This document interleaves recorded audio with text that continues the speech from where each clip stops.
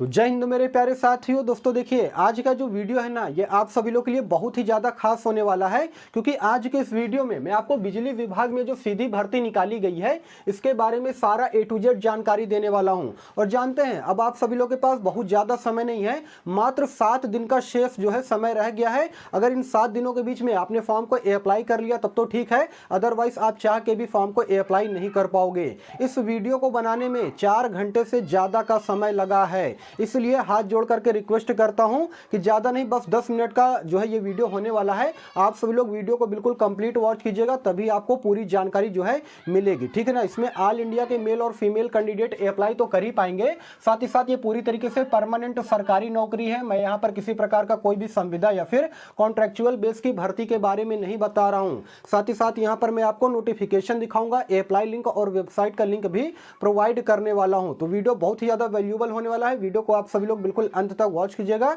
और चैनल पे अगर आप सभी लोग पहली बार या फिर नए होना तो प्लीज़ यार हाथ जोड़ करके निवेदन है कि चैनल को भी आप लोग जरूर से जरूर सब्सक्राइब किया कीजिए, और जितना ज़्यादा से ज़्यादा हो सके ना वीडियो को भी आप लोग शेयर जरूर किया कीजिएगा। आइए बिना समय गवाए वीडियो को कंटिन्यू करते हैं। बिजली विभाग में ये भर्ती निकाली गई है जिसके बारे में आज की वीडियो में मैं आपको जानकारी दे रहा हूँ। देखिए दोस्तों, नंबर ऑफ टोटल वैकेंसी की अगर मैं बात करूंगा ना तो 2573 पदों पर यह भर्ती का नोटिफिकेशन जो है रिलीज किया गया है। इस वैकेंसी का जो ऑनलाइन आवेदन है वो काफी समय से चल रहा है, मतलब कि 24 दिसंबर से इस वैकेंसी का ऑनलाइन आवेदन चल रहा है। और लास्ट डेट की अगर मैं बात करूंगा तो 23 जनवरी 2025 ये अंतिम तिथि होने वाला है, ठीक है ना। आज तारीख की अगर मैं बात करूंगा तो जब मैं ये वीडियो बना रहा हूं 16 जनवरी है आज, मात्र 7 दिन का समय शेष बचा है, ठीक है ना। तो इन 7 दिनों के अंदर जो है आप लोग फॉर्म को अप्लाई कर लीजिएगा, अदरवाइज आप चाह के भी फॉर्म को अप्लाई नहीं कर पाओगे।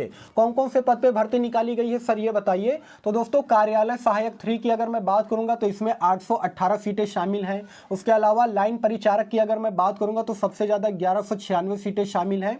उसके अलावा कनिष्ठ अभियंता की अगर मैं बात करूंगा तो इसमें जो है 251 सीटें खाली है। इसमें मैकेनिकल और इलेक्ट्रॉनिक वाले जो कैंडिडेट है वो फॉर्म को अप्लाई कर सकते हैं। और देखिए इतना ही नहीं, इसके अलावा जो है रेडियोग्राफर की अगर मैं बात करूंगा ना, मैं यहां पर लिख दे रहा हूं, रेडियोग्राफर के पोस्ट पर भी जो है वैकेंसी निकाली गई है जिसमें कि सभी 12वीं पास कैंडिडेट अप्लाई कर सकते हैं। उसके अलावा ड्रेसर की अगर मैं बात करूंगा तो ड्रेसर के पोस्ट पर वैकेंसी निकाली गई है जिसमें कि सभी 12वीं पास कैंडिडेट जो है अप्लाई कर सकते हैं। सुरक्षा गार्ड के पद पे जो है भर्ती निकाली गई है, इसमें भी सभी 12वीं पास जो है कैंडिडेट अप्लाई कर सकते हैं। उसके अलावा लैब टेक्नीशियन के पोस्ट पे भी वैकेंसी निकाली गई है जिसमें कि सभी 12वीं पास कैंडिडेट जो है अप्लाई कर सकते हैं। तो ये सारे पोस्ट शामिल है, ठीक है ना।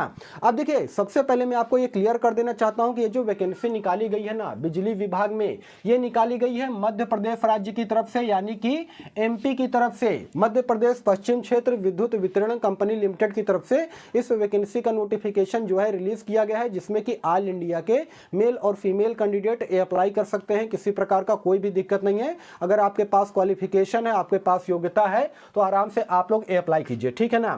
साथ ही साथ यहाँ पर देखिए एज क्राइटेरिया की अगर मैं बात करूंगा तो सभी 18 साल से लेकर के 40 साल तक के जो कैंडिडेट हैं वे अप्लाई कर सकते हैं। यहाँ पर अलग अलग पोस्ट के अकॉर्डिंग यहाँ पर जो एज का क्राइटेरिया रखा गया है वो अलग अलग रखा गया है। जैसे कि कुछ ऐसे पोस्ट हैं जिसमें कि 18 साल से लेकर के 35 साल तक के कैंडिडेट अप्लाई कर सकते हैं। कुछ ऐसे पोस्ट हैं जिसमें कि 18 साल से लेकर के 30 साल तक के कैंडिडेट अप्लाई कर सकते हैं। और बहुत सारे पोस्ट ऐसे हैं जिसमें कि 18 साल से लेकर के 40 साल तक के कैंडिडेट अप्लाई कर सकते हैं। वो चीज़ आप नोटिफिकेशन में देख लीजिएगा कि किस पोस्ट के लिए एज का क्राइटेरिया जो है कितना रखा गया है। जो नोटिफिकेशन है ना, मैं टेलीग्राम चैनल पे डाल दूंगा। टेलीग्राम चैनल का लिंक मैंने वीडियो के डिस्क्रिप्शन में ऑलरेडी डाल रखा है, तो वहां से आप सभी लोग जुड़ जाइए, बहुत ज़्यादा बेनिफिट वहां से आपको मिलने वाला है, ठीक है ना। अब देखिए एज की गणना की अगर मैं बात करूंगा तो जो आपकी उम्र की गणना की जाएगी वो की जाएगी 1 जनवरी 2025 के अकॉर्डिंग। कहने का मतलब ये है कि जो भी आपका डेट ऑफ बर्थ है और इस डेट के बीच में आपका मिनिमम एज 18 साल हो जाना चाहिए, तभी आप अप्लाई कर पाओगे। बहुत सारे कैंडिडेट कहते हैं कि सर मेरे 17 साल हुए हैं, 17 साल 8 महीने हुए हैं, तो क्या मैं फॉर्म को अप्लाई कर पाऊंगा? ऐसा कुछ भी नहीं है। जब तक आप जो है 18 साल के नहीं हो जाते हो तब तक आप यहाँ पर फॉर्म को अप्लाई नहीं कर पाओगे। अप्लाई मोड पूरी तरीके से ऑनलाइन रखा गया है। यहाँ पर मैं आपको अप्लाई का लिंक भी प्रोवाइड करूंगा, आप अपने मोबाइल के द्वारा ही ऑनलाइन आवेदन कर सकते हैं, इधर उधर भटकने की कोई भी जरूरत आपको नहीं है। ऑल इंडिया के मेल और फीमेल कैंडिडेट इसमें अप्लाई कर सकते हैं। अब देखिए फी की अगर मैं बात करूंगा तो दोस्तों यहाँ पर एप्लीकेशन फीस थोड़ा सा ज्यादा लिया जा रहा है, ठीक है ना। खास तौर पे वे कैंडिडेट जो कि यूआर यानी कि अनरिजर्व कैटेगरी से बिलोंग करते हैं ना, उनको यहाँ पर 1200 रुपए देना पड़ेगा ऑनलाइन आवेदन करने के लिए।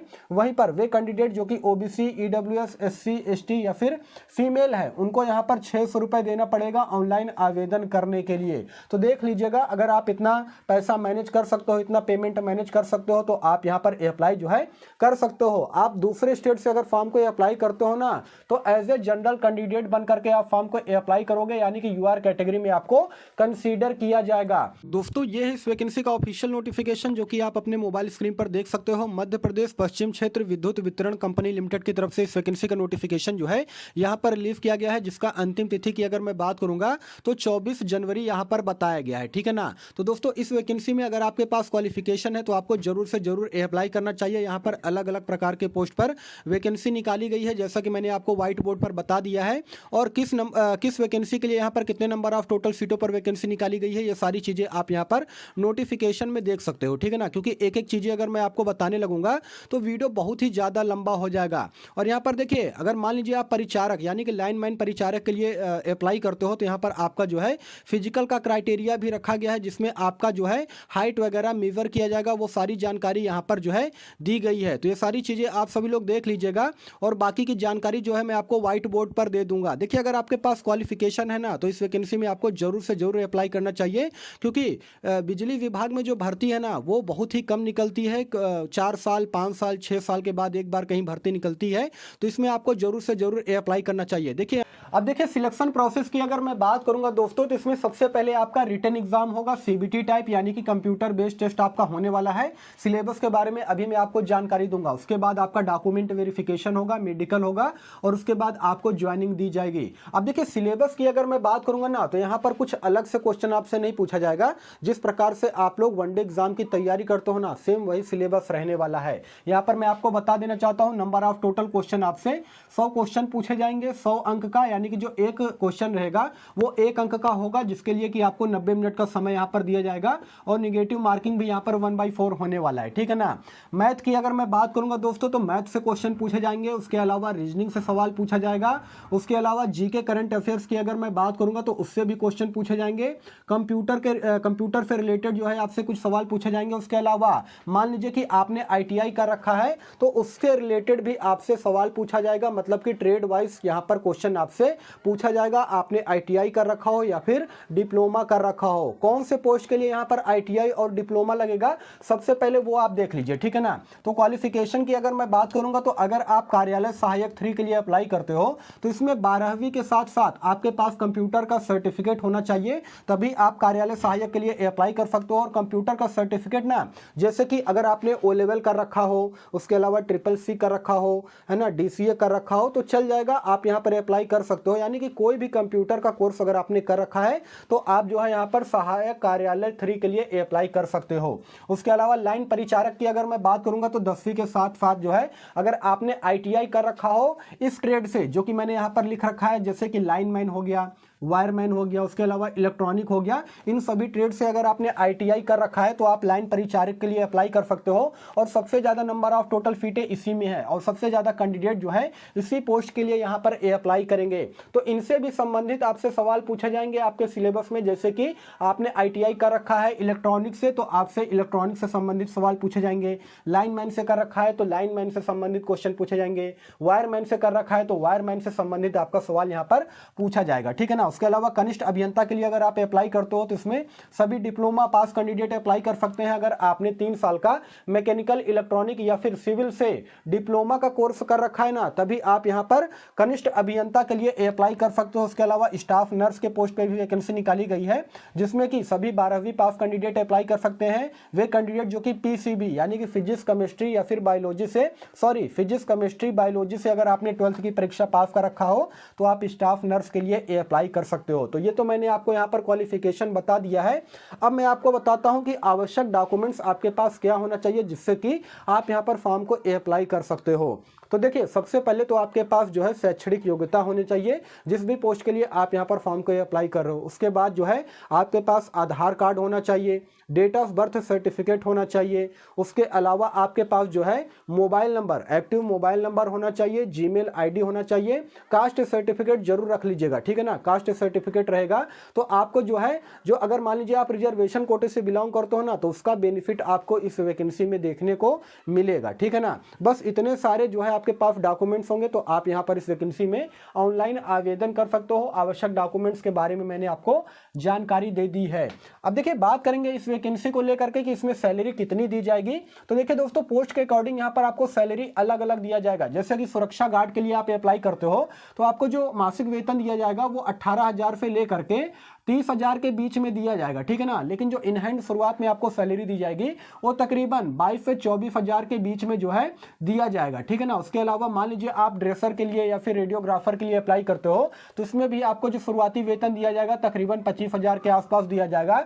लेकिन अगर आप जो है कार्यालय सहायक लाइन परिचारक के लिए अप्लाई करते हो तो इसमें जो शुरुआती वेतन आपको दिया जाएगा ना तकरीबन 30,000 रहेगा। और यहाँ पर अगर आप कनिष्ठ अभियंता या फिर नर्स, स्टाफ नर्स के लिए अप्लाई करते हो तो इसमें भी सैलरी आपको और ज़्यादा दी जाएगी, तकरीबन 30,000 के आसपास जो है इसमें आपको मासिक वेतन दिया जाएगा।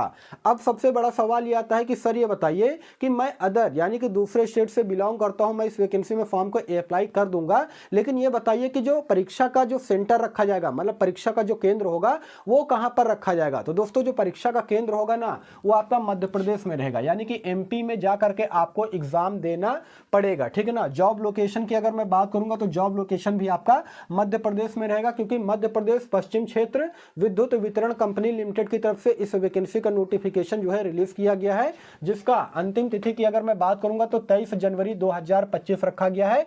तो अभी आपके पास समय है, अंतिम मौका है, मात्र 7 दिन शेष बचा है। तो अभी आपको इस वैकेंसी में ऑनलाइन आवेदन कर देना चाहिए अगर आपके पास जो है क्वालिफिकेशन है। तो दोस्तों, यही सारा सब कुछ जानकारी देना था। देखिए, इस वैकेंसी की नोटिफिकेशन की अगर मैं बात करूंगा, साथ ही साथ वेबसाइट और अप्लाई लिंक की अगर मैं बात करूंगा ना तो इसे डाल दूंगा मैं अपने टेलीग्राम चैनल पर।